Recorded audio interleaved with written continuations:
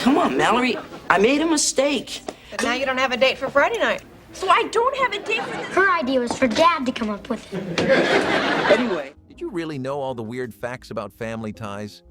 Or are there surprises you never heard?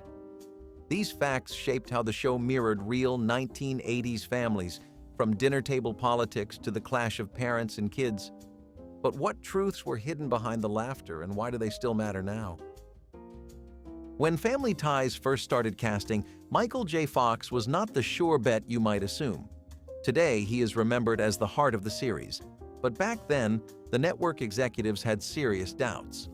They thought he was too short, too youthful-looking, and one executive even said his face would not look good on lunchboxes. Imagine hearing that as a young actor, being told your career might not survive because you did not fit into a marketing plan. Fox was not an obvious leading man by television standards, but he had something more important: charisma and timing. He auditioned for the part of Alex P. Keaton and brought an energy that made the character come alive. The producers saw it, but the executives resisted. It took persistent lobbying and creative arguments to convince NBC that he was the right choice. In the end, they took the risk, and it paid off beyond anyone's imagination. Fox's performance not only defined the show, but helped define an entire decade of television. Looking back, it is strange to think the show almost passed him by. Without Michael J. Fox as Alex, Family Ties might have faded into obscurity instead of becoming a cultural landmark. By the mid-1980s, Michael J. Fox had become a television star on Family Ties, but then came a new challenge: balancing that with the role of a lifetime in Back to the Future.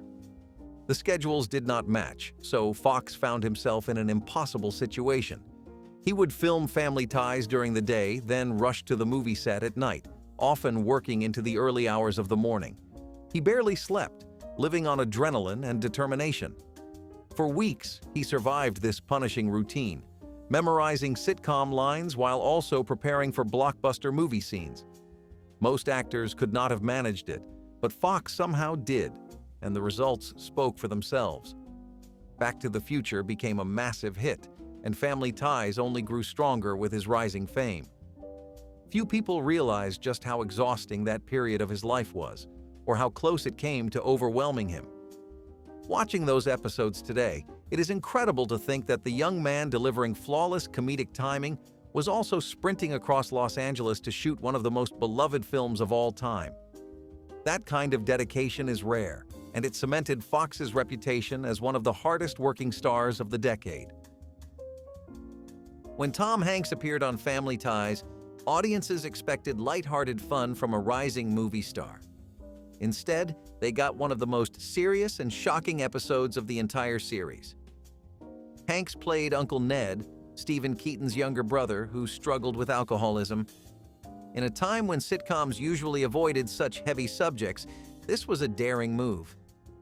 The episode did not play his drinking for laughs.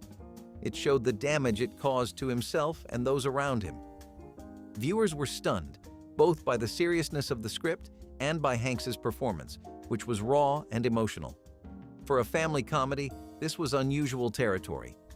Yet it worked, because Family Ties had always been willing to explore the clash between ideals and reality. The decision to give Uncle Ned a drinking problem reflected the broader 1980s conversation about addiction and personal responsibility. For Tom Hanks, it was another chance to show his dramatic depth, long before he became one of Hollywood's most respected actors. Today, that guest role stands out as one of the boldest moments in the series, proving that Family Ties was never afraid to tackle uncomfortable truths, even when it surprised its audience. Another storyline that shocked fans came when Alex P. Keaton developed an addiction to diet pills. At first, the episode seemed like it might play out as a typical comedy misunderstanding, but soon it became clear that the show was dealing with something darker. Alex, desperate to stay on top of his studies and extracurriculars, began taking stimulants to keep himself going.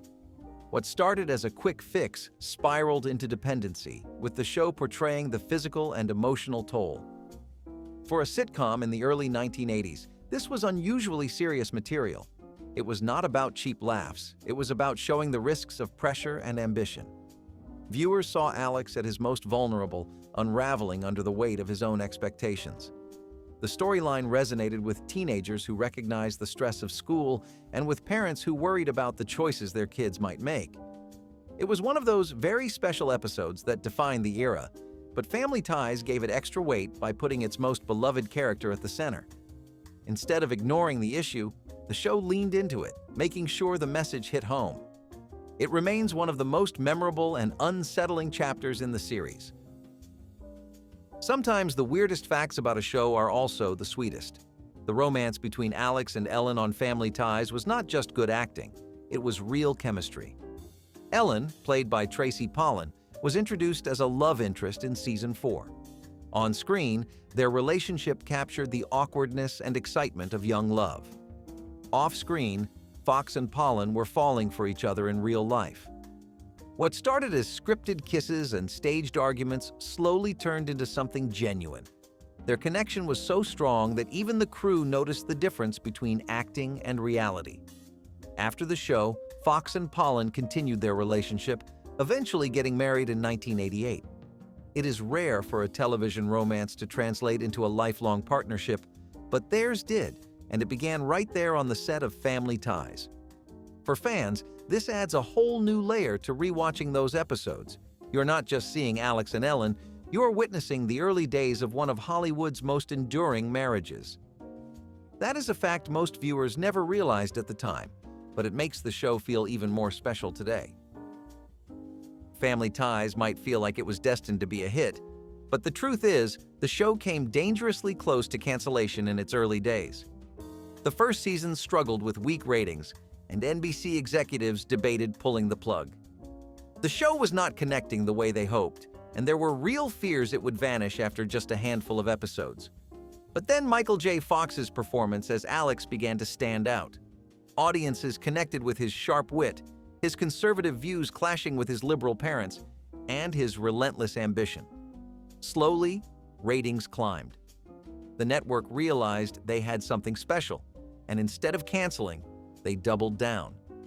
That gamble turned Family Ties into one of NBC's biggest successes of the decade.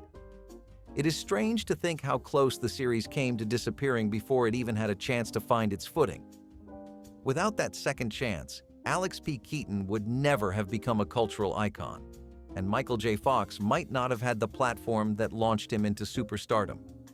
Sometimes television history hinges on a single decision, and this was one of them.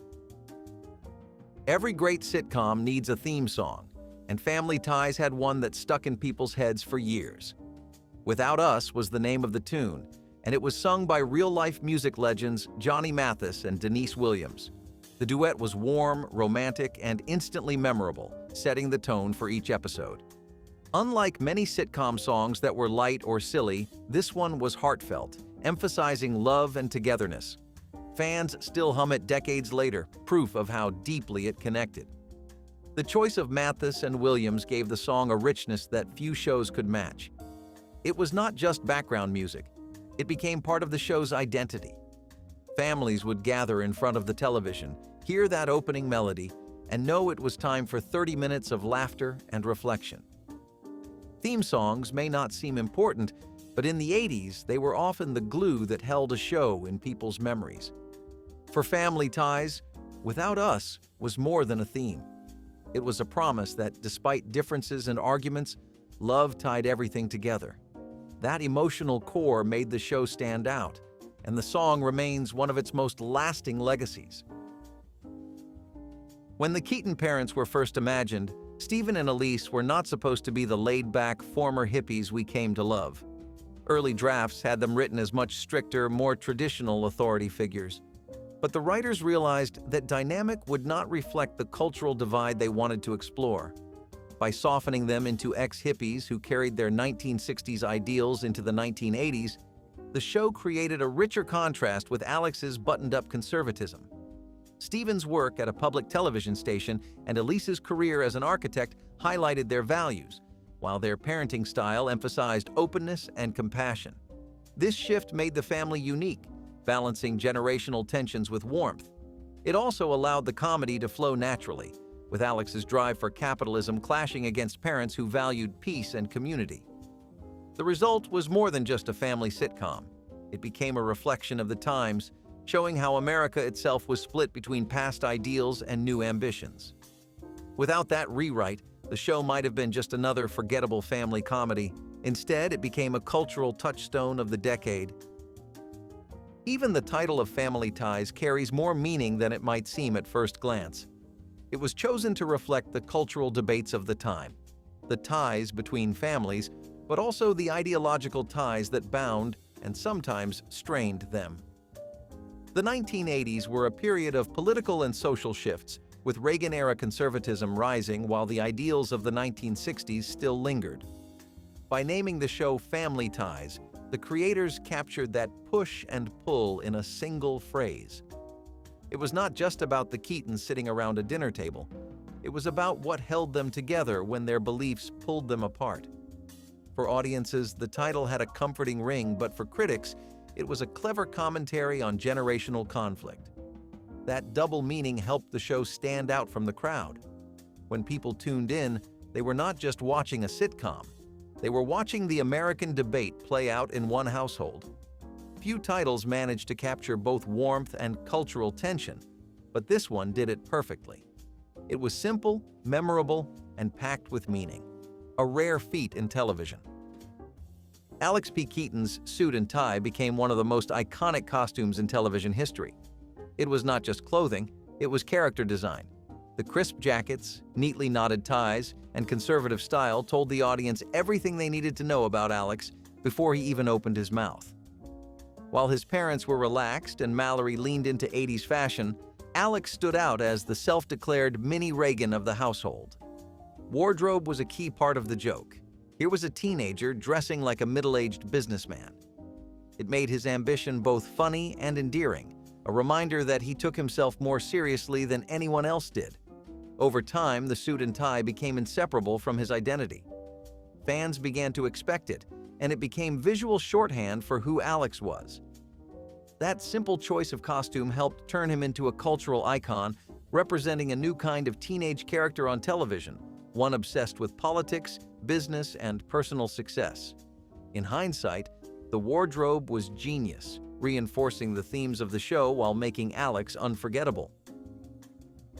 Justine Bateman's casting as Mallory Keaton was almost instantaneous. She auditioned only once, but her delivery, timing, and natural charm left the producers convinced she was the perfect fit. Mallory was designed as the stylish, slightly materialistic sister, but Bateman gave her more depth than expected. She balanced comedic cluelessness with genuine warmth, making Mallory a character viewers could laugh at but also root for. In fact, her ability to embody a teenager who cared more about fashion than grades helped shape the family dynamic, contrasting perfectly with Alex's ambition and Jennifer's blunt honesty. Casting directors often spend weeks or months debating actors, but in Bateman's case, the choice was obvious. Her performance helped Mallory become one of the most recognizable sitcom characters of the decade, and her chemistry with the rest of the cast made the Keaton family believable. Sometimes the right person just walks into the room, and that was exactly what happened with Justine Bateman. Tina Yothers was only 9 years old when she joined Family Ties as Jennifer Keaton. Casting a child that young in such a pivotal role was a gamble, but her confidence and natural delivery made her a standout. Jennifer was witty, sarcastic, and often the voice of reason despite being the youngest sibling. Yothers gave her a presence that balanced out Alex's seriousness and Mallory's lightheartedness. The dynamic worked because she never played Jennifer as overly precocious. She felt like a real kid living in a complicated family. Off-screen, the cast often treated her like their little sister, which strengthened the authenticity of their bond on screen. Starting so young also meant that audiences watched Yothers grow up before their eyes, from child actor to teenager. For viewers, that created an extra layer of connection. Jennifer may not have been the star of the show, but Tina Yothers gave her a unique voice that was essential to the Keaton family dynamic. Nick Moore, Mallory's leather-jacketed boyfriend, was never meant to stick around for long. Originally, the plan was for him to be a one-note rebel who would disappear after a few episodes. But audiences loved him. His odd mix of tough guy exterior and goofy, sensitive personality turned him into a fan favorite. Scott Valentine's portrayal made Nick both hilarious and strangely endearing. Instead of being a quick fling for Mallory, he became a recurring presence, showing up season after season. For the writers, Nick was a gift. They could use him for comic relief while also exploring Mallory's growth. It is rare for a short-term character to evolve into a central figure, but Nick Moore pulled it off. What started as a temporary storyline became one of the show's most memorable romances, proving that sometimes the audience decides who stays. Mallory Keaton's reputation as a bit of an airhead was not entirely the writer's idea. Network executives pushed for her to be sillier and more superficial, believing it would add laughs. Justine Bateman reportedly resisted the push, feeling that Mallory deserved more nuance. Over time, the character settled into a balance. Yes, she loved shopping and fashion, but she also showed kindness, loyalty, and determination. The airhead persona became a comedic tool, but Bateman's subtle performance kept Mallory from being reduced to a punchline. Instead of mocking her, the show used her quirks to highlight the contrast between siblings: Alex the overachiever, Jennifer the truth-teller, and Mallory the dreamer. Viewers connected with her because she was flawed but relatable. The fact that her character evolved beyond the network's original vision is a testament to Bateman's instincts. Without her influence, Mallory might have been a flat stereotype instead of the memorable sister fans still adore. The Keaton house became a character of its own, but sharp-eyed fans noticed something strange. The set was constantly being rearranged. Furniture would shift, decorations would change, and layouts were tweaked from season to season. Some fans even joked that the Keatons must have had a furniture obsession, since no two seasons ever looked quite the same. The constant changes became a hidden Easter egg for loyal viewers who loved spotting the subtle differences. This was partly due to practical filming needs. The crew had to adjust the set to accommodate cameras and lighting. But it also reflected the show's growth. As the family evolved, so did their home. These subtle changes helped keep the environment fresh, even if most viewers could not pinpoint what felt different. The living room, with its iconic couch and staircase, was always central, but everything around it was fair game. In many ways, the evolving set mirrored real family life. Homes change as kids grow, parents adjust, and life moves forward. It was a quiet detail that added authenticity to a sitcom that prided itself on mixing comedy with real-life resonance. During the 1980s, nuclear fears were part of daily life, and Family Ties did not ignore that reality. One memorable episode featured Jennifer grappling with a deep fear of nuclear war. It was not played for laughs. Instead, it highlighted the very real anxieties kids carried during the Cold War. The episode struck a nerve because classrooms at the time were still running duck and cover drills. Kids were being told what to do if a bomb dropped, and that fear carried straight into their living rooms. By giving Jennifer this storyline, the show echoed the conversations children were already having with their parents. Writers wanted to show that even the youngest family member could not escape the tension of the times. The episode was praised for giving Jennifer a spotlight and for taking children's fears seriously instead of dismissing them. Watching a young character struggle with such a heavy subject gave the issue emotional weight. Parents watching at home could recognize their children's concerns, while teenagers saw their fears validated. It was unusual for a sitcom to confront global politics so directly, but Family Ties often used its characters to explore the cultural climate of the time. Jennifer's storyline reflected how even the youngest generation was touched by the era's tensions. Episodes like this helped the show stand out, proving it could balance humor with serious, thought-provoking themes. Stephen Keaton's job as a PBS station manager might have seemed like a minor detail, but it was actually central to the show's themes. In the early 1980s, debates about funding for public broadcasting were a hot topic in American politics. Stephen's career reflected his values as a liberal ex-hippie who believed in education and public service. Many viewers at the time were watching these debates play out in Congress, making Stephen's work feel instantly relevant. PBS itself had become a lightning rod in culture wars, seen as either essential to democracy or a drain on taxpayer money. By placing Stephen in the middle of that world, the writers tied his job directly to the national conversation. It gave him credibility as a character whose ideals shaped his parenting and outlook on life.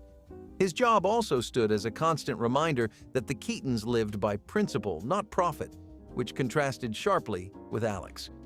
It also contrasted sharply with Alex's obsession with wealth and success, setting up countless clashes between father and son. Viewers at the time would have recognized the cultural debate woven into the character's career choice.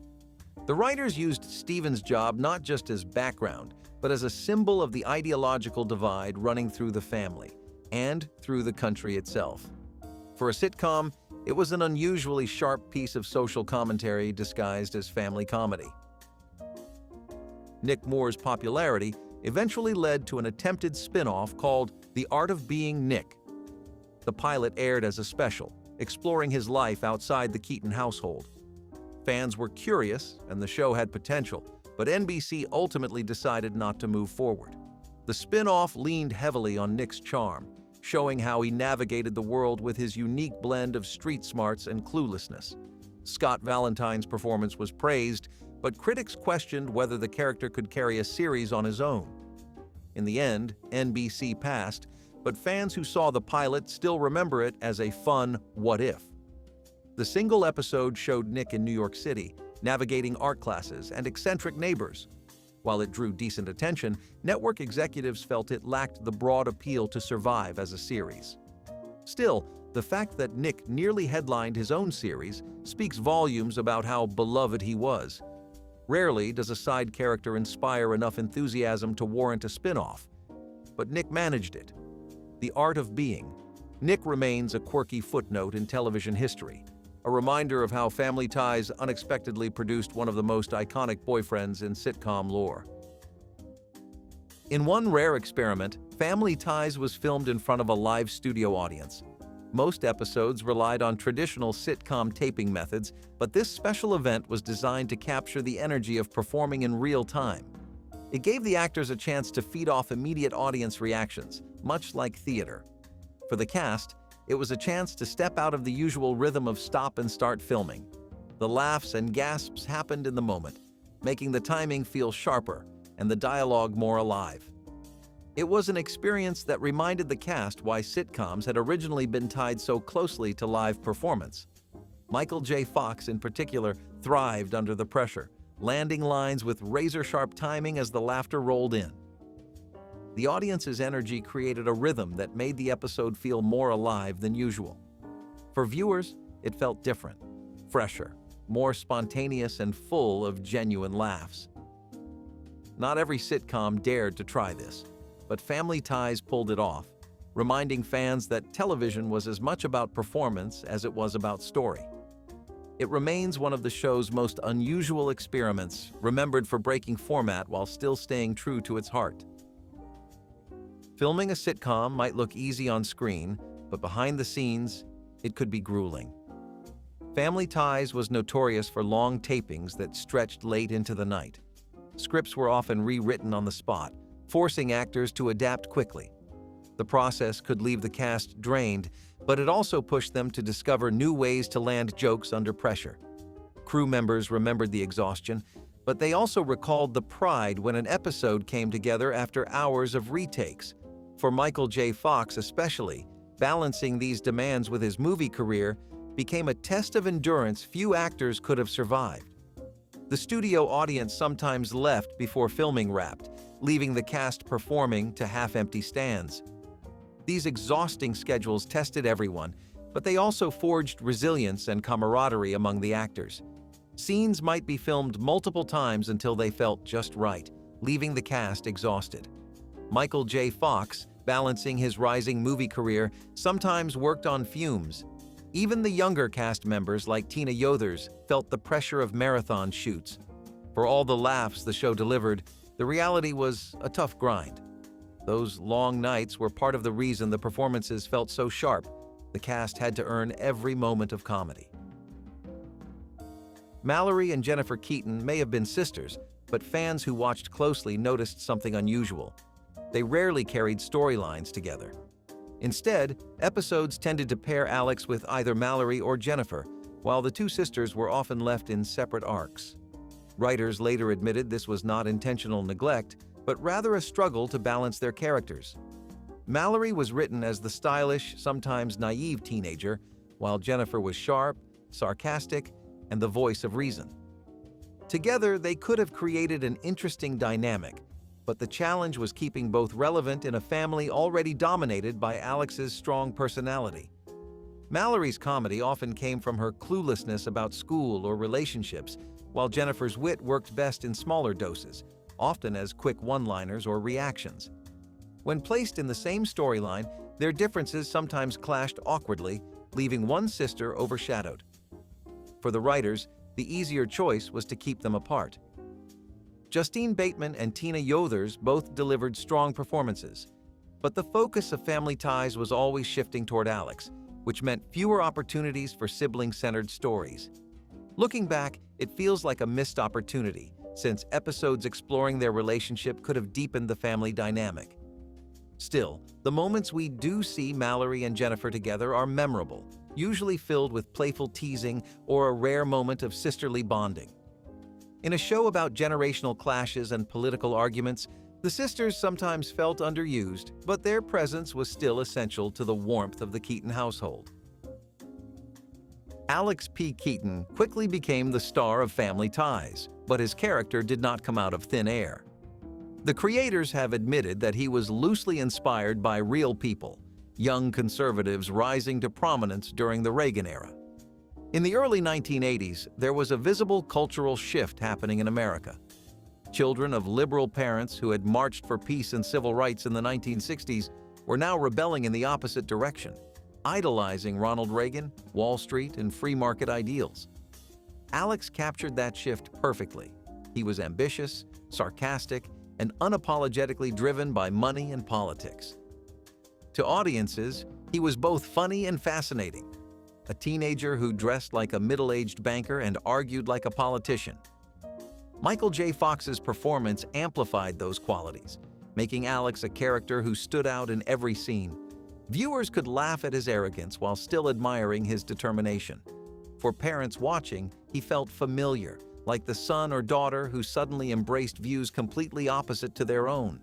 For teenagers, he represented a new kind of independence, one rooted not in rebellion through counterculture, but in embracing authority and capitalism.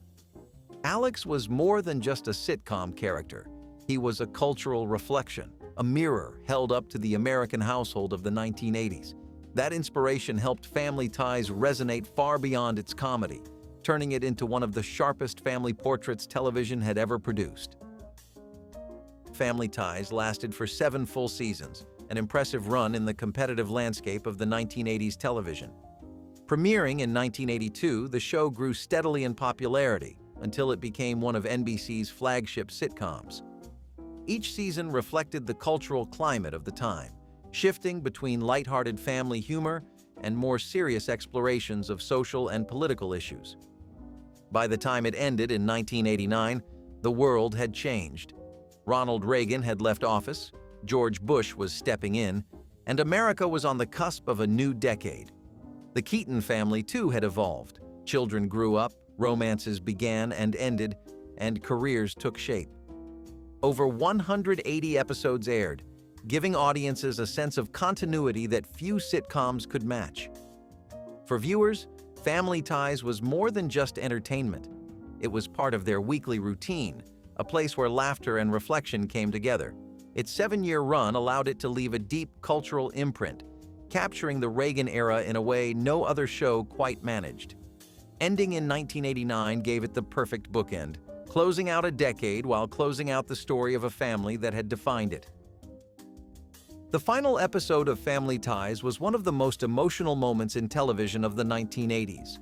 Airing in May 1989, it featured Alex preparing to leave for New York to pursue a new career. The story mirrored Michael J. Fox's own journey as he was stepping fully into film roles and moving beyond the sitcom that had made him famous. The goodbye was heartfelt, with each family member reflecting on what Alex meant to them. For parents Stephen and Elise, it was the bittersweet moment of letting their ambitious son go.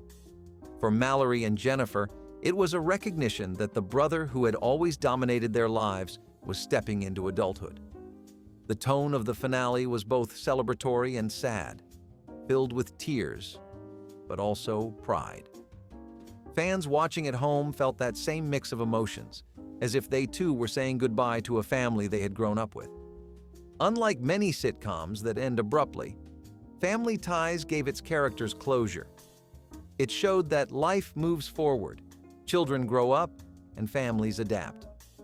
The final hug between Alex and his parents remains one of the most iconic images of the series, a perfect ending to a show that was always about more than laughs.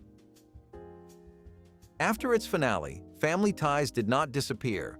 It thrived in syndication. Reruns became a staple of afternoon and late-night programming throughout the 1990s and even into the 2000s. For a new generation of viewers, it was their first introduction to the Keaton family. Syndication allowed the show to reach audiences who may have missed it during its original run, and its themes still felt relevant. The generational clashes, the humor rooted in family love, and the cultural reflections of the 1980s translated well beyond their time.